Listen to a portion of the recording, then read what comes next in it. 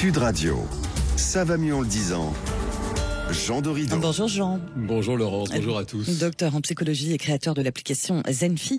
Alors Jean, ce matin, dans une semaine, le 4 mars, c'est la journée mondiale de l'obésité. On le sait, en France et dans le monde entier, il y a de plus en plus de personnes obèses. La France n'est pas épargnée non plus. Non, la France n'est pas épargnée et c'est vrai que les savants se pose la question, en réalité, comprendre d'où vient ce problème. Il y a vraiment une augmentation constante depuis longtemps maintenant dans le monde entier, effectivement, y compris en France. Et bien sûr, dans ces savants, mais il y a des médecins qui étudient le cas parce que bien sûr que l'obésité, ça finit par engendrer des problèmes de santé qui peuvent devenir des problèmes graves. Aussi. Exactement. Ouais. Et puis les psychologues s'y intéressent aussi parce que la psychologie, c'est la science du comportement et dans les nombreux facteurs qui seraient à l'origine de l'obésité, évidemment qu'il y a des facteurs comportementaux. On va parler de ces facteurs-là, comportementaux ou pas, premières origines ou pas, causes de cette obésité qui touche toutes les classes d'âge et les jeunes aussi, d'ailleurs. Alors oui, ça touche les jeunes, effectivement. Alors il y a de très nombreux facteurs de risque. En réalité, il y a certaines études qui dénombrent 118 facteurs. 118 Oui, c'est complètement fou. Maintenant, évidemment qu'il y a des facteurs qui se détachent pour prédire finalement les risques d'obésité. Pour rappel, l'obésité, c'est finalement quand votre indice de masse corporelle devient supérieur à 30. L'indice de masse corporelle, c'est quoi? C'est le poids de la personne exprimé en kilogrammes que vous divisez par sa taille au carré. Oh là, c'est compliqué.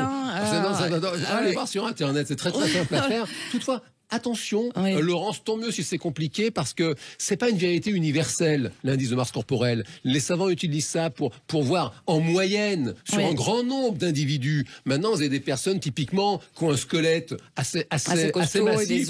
Voilà. Donc n'allez pas partir en panique si vous voulez en calculant cet indice. Pour autant, voilà, sur les grands nombres, c'est vrai que au-delà de 25, vous entrez dans le surpoids. Au-delà de 30, vous êtes dans l'obésité. Et dans ces facteurs de risque, pour prédire l'obésité, il y en a énormément. Ceux qui se détachent, qui arrivent finalement dans le trio de tête, ce sont bien sûr les comportements alimentaires, c'est la sédentarité. Vous l'avez dit, Laurence, nos jeunes sont de plus en plus sédentaires et ça, c'est un vrai problème. On a beaucoup aussi parlé avec la crise du Covid où on était tous en confinement. Et puis le télétravail qui n'aide pas non plus. On marche plus. Ça, c'est affreux. Puis ça rend fou. On va pas se casser le moral un samedi matin, mais c'est un vrai problème. Il y a aussi le sommeil. Et c'est vrai que ces trois facteurs, ce sont des facteurs comportementaux et c'est pour ça que les personnes qui souffrent d'obésité ont besoin de psychologues pour les aider finalement à mieux identifier les situations déclencheurs des comportements toxiques et puis finalement apprendre à se conditionner sur d'autres réactions à ces fameux déclencheurs. Qu'est-ce que vous appelez ces comportements toxiques ou problématiques? Qu'est-ce que ça veut dire en fait? Typiquement, le comportement problématique, c'est le fait de manger sous stress, par exemple. La personne, elle vit un stress et là, il y a beaucoup de stress dans une vie quotidienne. Elle n'a pas faim et pour autant, la répétition, si vous voulez, crée une habitude. Ça devient un réflexe conditionné. Dès que la personne est traversée par du stress, elle a sincèrement faim. C'est un peu comme le fumeur qui va allumer une cigarette. Voilà, dès qu'il est traversé par une émotion particulière. Et la réponse, c'est une réponse comportementale. C'est une réponse, bien sûr, au niveau de la psychologie de la personne, de son cerveau. Vous comparez justement l'addiction à la nicotine, à la situation des fumeurs. On sait que l'industrie du tabac a une part importante de responsabilité dans le tabagisme. Est-ce qu'on peut dire la même chose aussi avec l'industrie agroalimentaire dans cette obésité mondiale en tout cas? Écoutez, je pense que vous mettez le doigt sur un point qui est très important, Laurence, parce que c'est quand même un fait que il y a typiquement de plus en plus d'aliments ultra transformés dans notre alimentation. Aujourd'hui, en France, c'est plus de 36% d'un bol alimentaire comme ça quotidien qui est constitué en moyenne d'aliments ultra transformés. Il y a une étude en Suède, plus 142% d'aliments ultra transformés depuis les années 60. C'est complètement énorme. Et alors, ça veut dire quoi, les aliments ultra transformés? Ce sont ces aliments qui vont être tellement travaillés que ça va vous changer le goût, ça va vous changer la texture, ça va vous changer la couleur. Et ça, c'est un fait que si vous prenez typiquement un verre de jus d'orange, c'est bien, c'est des fruits, c'est bon. Un verre de jus d'orange, ça contient 4 oranges.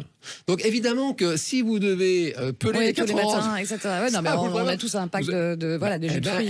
Et ça finalement, quand vous multipliez ça, eh bien c'est vrai que ça crée finalement une facilité d'accès à des produits qui sont pas du tout satisfaisants d'un point de vue nutritionnel. Ça ne va pas vous rassasier, ça va vous faire du sucre direct, et ça du va coup, se transformer on en retourne gras, quoi. Et on retourne dans le frigo. Ouais. Et du coup, il y a cette fameuse masse grasse, parce que l'obésité c'est ça, c'est quand il y a trop de masse grasse dans un organisme, et donc ça finit par le rendre malade, et ça devient chronique. Donc effectivement, à l'approche de cette journée mondiale de l'obésité, vous avez raison Laurence, c'est vraiment l'occasion d'appeler les industriels de l'agroalimentaire à devenir peut-être plus responsables et quand même aider le grand public à s'alimenter de façon plus satisfaisante. Bon, on verra si votre appel est entendu ou pas. Hein. Oui, il faut rêver dans la vie. Et puis on a bien compris, des oranges en vrai le matin, c'est mieux que... Oui, c'est bon de manger une orange. Oui. Merci beaucoup Jean Dorido pour tous vos conseils et lumières. Et je rappelle votre livre aussi, Il y a de la magie en nous, c'est aux éditions Duno. Merci beaucoup, week-end prochain Jean. À bientôt.